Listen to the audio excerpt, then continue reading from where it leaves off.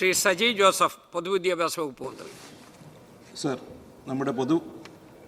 നമ്മുടെ പൊതുവിദ്യാലയങ്ങളിൽ ഏറ്റവും അത്യാവശ്യമായ IT ഉപകരണങ്ങളും അടിസ്ഥാന സൗകര്യങ്ങളും വിദ്യാഭ്യാസ വകുപ്പ് ഒരു പ്രത്യേക സ്കീമിലൂടെ അനുവദിക്കണമെന്ന് ഈ സബ്മിഷനോടെ ഞാൻ അഭ്യർത്ഥിക്കുകയാണ്. സർ, ഈ ആധുനിക ഡിജിറ്റൽ യുഗത്തിൽ സ്കൂളുകളിൽ ഏറ്റവും അനിവാര്യമായ കമ്പ്യൂട്ടർ അടിസ്ഥാന സൗകര്യം ഇപ്പോൾ വളരെ പരിമിതമാണ്. സർ, ഇക്കാലത്ത് ഈ ഒരു അവസ്ഥ വളരെ പരിതാപകരമാണ്. സർ, കാലഘട്ടത്തിൻ്റെ മാറ്റം ഉൾക്കൊണ്ടുകൊണ്ടുള്ള ഒരു സമഗ്ര പദ്ധതി ഇക്കാര്യത്തിനായിട്ട് നിലവിലില്ല. സർ, ഇപ്പോൾ ഭൂരിപക്ഷം സ്കൂളുകളിൽ കുട്ടികൾക്ക് ആവശ്യത്തിനുള്ള IT ഉപകരണങ്ങൾ, ലാപ്ടോപ്പുകൾ, desktop, projector, speaker, printer, UPS, network ഉപകരണങ്ങൾ, ലാബ് സൗകര്യം ഇവയില്ലാത്തത് മൂലം പഠനത്തെ അത് വളരെ സാരമായി ബാധിക്കുന്നു. സർ, പ്രത്യേകിച്ച് ഏറ്റവും പാവപ്പെട്ടവരാണ് നമ്മുടെ പൊതുവിദ്യാലയങ്ങൾ പഠിക്കുന്നത്. സർ, മുൻപ് IT അറ്റ് സ്കൂൾ പദ്ധതി മുഖേന, അതുപോലെ 2018-19 കൈറ്റ് മുഖേന ഉപകരണങ്ങൾ നൽകിയിരുന്നു. പിന്നീട് വളരെ നാമമാത്രമായിട്ടാണ് ഇത് നൽകിയിട്ടുള്ളത്. സർ, ഗുണനിലവാരം ഇല്ലാത്തതുകൊണ്ടും അതുപോലെ തന്നെ വാറണ്ടി കഴിഞ്ഞതുകൊണ്ടും ലഭിച്ച ഉപകരണങ്ങൾ തന്നെ പലപ്പോഴും അത് ഉപയോഗക്ഷമമല്ലാത്ത ഒരവസ്ഥയാണ് സാർ ഉള്ളത്. സർ, കുട്ടിഘോഷിച്ച നമ്മുടെ K-ഫോൺ ഇൻ്റർനെറ്റ് സർവീസ് പലയിടത്തും ഫലപ്രദമായി ലഭിക്കുന്നില്ല. സർ, IT ഉപകരണങ്ങൾക്കായിട്ട് MLA SDF-ൽ നിന്നുമായിട്ട് ഇപ്പോൾ MLA-മാരെല്ലാം തന്നെ ഫണ്ട് അനുവദിക്കുന്നുണ്ട്. പക്ഷേ അത് എല്ലാ സ്കൂളുകളിലേക്കും ഫണ്ട് കൊടുക്കാൻ നമുക്ക് സാധിക്കുന്നില്ല. എല്ലാ MLA-മാർക്കും ആ വിഷയം അറിയുന്നതാണ്, എപ്പോഴും അതിനുവേണ്ടി സംസാരിക്കുന്നതുമാണ്. സർ, ഇപ്പോൾ അത് MLA ഫണ്ട് അനുവദിച്ചിട്ടുണ്ടെങ്കിലും ഈ കെൽട്രോൺ മുഖേനയുള്ള വിതരണം പ്രോപ്പറായിട്ട് നടക്കുന്നില്ല, സമയത്ത് കിട്ടുന്നില്ല. ഇപ്പോൾ കഴിഞ്ഞ 6 മാസമായിട്ട് ആ വിതരണം നടക്കുന്നില്ല. സർ, ഈ സാഹചര്യത്തിൽ വിദ്യാഭ്യാസ വകുപ്പ് തന്നെ ആവശ്യമായ കമ്പ്യൂട്ടർ ഉപകരണങ്ങളും അതിനു വേണ്ടിയിട്ടുള്ള സജ്ജീകരിക്കാനുള്ള IT ലാബുകളും ഫർണിച്ചറുകളും UP സ്കൂൾ ഉൾപ്പെടെയുള്ള നമ്മുടെ സ്കൂളുകളിൽ അനുവദിക്കണം. അതിൻ്റെ മെയിൻ്റനൻസും സർവീസും നമുക്ക് ഉറപ്പുവരുത്തണം.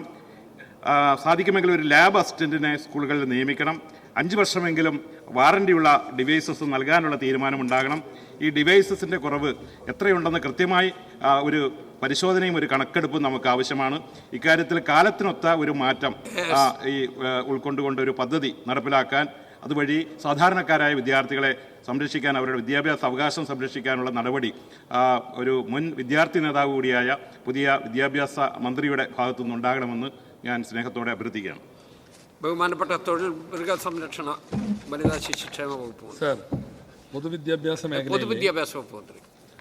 ആധുനികവൽക്കരിക്കുന്നതിനും ഗുണമേന്മയുള്ള ഡിജിറ്റൽ പഠന സൗകര്യങ്ങൾ ഉറപ്പാക്കുന്നതിനുമായി സർക്കാർ എയ്ഡഡ് സ്കൂളുകൾക്ക് ആവശ്യമായ ലാപ്ടോപ്പുകൾ, കമ്പ്യൂട്ടറുകൾ, പ്രിൻ്ററുകൾ, പ്രൊജക്ടറുകൾ, ഇൻ്റർനെറ്റ് സൗകര്യങ്ങൾ എന്നിവ ഉൾപ്പെടെയുള്ള IT അനുബന്ധ സംവിധാനങ്ങൾ വിദ്യാഭ്യാസ വകുപ്പിൻ്റെ പ്രത്യേക ഫണ്ടിൽ നിന്ന് വാങ്ങി അത് സ്കൂളുകൾക്ക് അനുവദിക്കണം എന്നുള്ളതാണ് ഈ സബ്മിഷനിലെ ബഹുമാനപ്പെട്ട അംഗം സജീവ് ജോസഫ് ഉന്നയിച്ചിട്ടുള്ള പ്രശ്നം.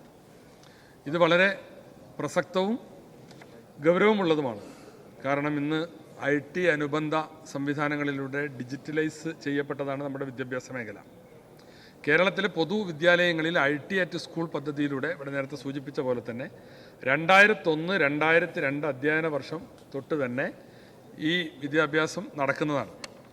പിന്നീട് കേന്ദ്രാവിഷ്കൃത പദ്ധതിയായ ICT അറ്റ് സ്കൂൾ സ്കീം പ്രയോജനപ്പെടുത്തി 75% വിഹിതം കേന്ദ്രവും 25% സംസ്ഥാന വിഹിതമുള്ള പദ്ധതി ഉപയോഗപ്പെടുത്തിയും കമ്പ്യൂട്ടറുകളും അനുബന്ധ സാധനങ്ങളും വിതരണം ചെയ്തിട്ടുണ്ട്. പിന്നീട് കിഫ്ബി സഹായത്തോടു കൂടി 2017-18 കാലയളവിൽ ഈ പ്രവർത്തികൾ നടത്തിയതിൻ്റെ ഭാഗമായി 45,000 ക്ലാസ് മുറികൾ ഹൈടെക് ആക്കിയിട്ടുണ്ട്. അതുപോലെ തന്നെ 11,257 സർക്കാർ എയ്ഡഡ് പ്രൈമറി, അപ്പർ പ്രൈമറി വിഭാഗങ്ങൾക്കായി ഹൈടെക് ലാബ് വഴി IT ഉപകരണങ്ങൾ ലഭ്യമാക്കിയിട്ടുണ്ട്. അതുപോലെ തന്നെ ഈ പദ്ധതികൾ തുടരുമ്പോൾ തന്നെ സമാന്തരമായി സ്കൂളുകളിൽ നേരിട്ടും വിവിധ MP, MLA, തദ്ദേശ സ്വയംഭരണ സ്ഥാപന പദ്ധതികൾ വഴിയും IT ഉപകരണങ്ങൾ നൽകി വരുന്നുണ്ട്. സർ, ഈ പറഞ്ഞ പോലെ ഇത് നൽകിയ ഒരു 4-5 വർഷം കഴിയുമ്പോൾ ഇത് ഉപയോഗശൂന്യമാകുന്ന ഒരു പ്രശ്നമുണ്ട്.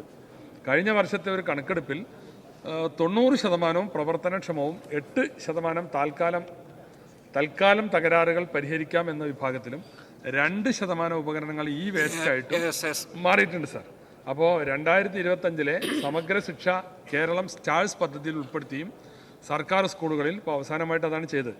ഗണിത ലാബ് പദ്ധതി ആരംഭിക്കുന്നതിനായി ആദ്യഘട്ടത്തിൽ 70 സ്കൂളുകൾക്ക്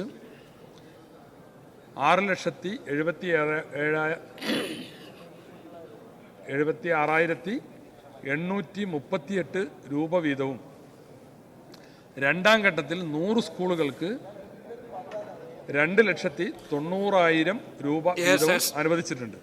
പ്രസ്തുത സ്കൂളുകളിലെ ഗണിത ലാബുകളിൽ ലാപ്ടോപ്പുകൾ ഉൾപ്പെടെയുള്ള ഉപകരണങ്ങൾ വാങ്ങുന്നതിനാണ് പണം അനുവദിച്ചിട്ടുള്ളത്. സർ, പൊതുവിദ്യാലയങ്ങളിൽ ഏറ്റവും മികച്ച രൂപത്തിലാണ് AI, റോബോട്ടിക്സ്, സാങ്കേതിക വിദ്യ ഉൾപ്പെടെയുള്ളവ പ്രയോജനപ്പെടുത്തിക്കൊണ്ടുള്ള IT പഠനം നടന്നു വരുന്നത്.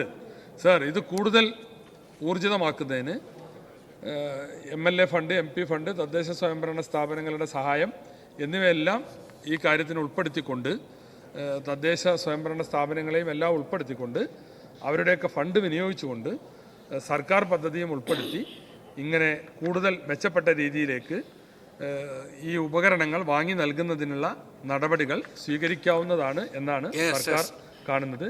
ഈ ദിശയിൽ തുടർന്നുള്ള പ്രവർത്തനങ്ങൾ ഗവൺമെൻറ്റിൻ്റെ ഭാഗത്തുനിന്നുണ്ടാവും.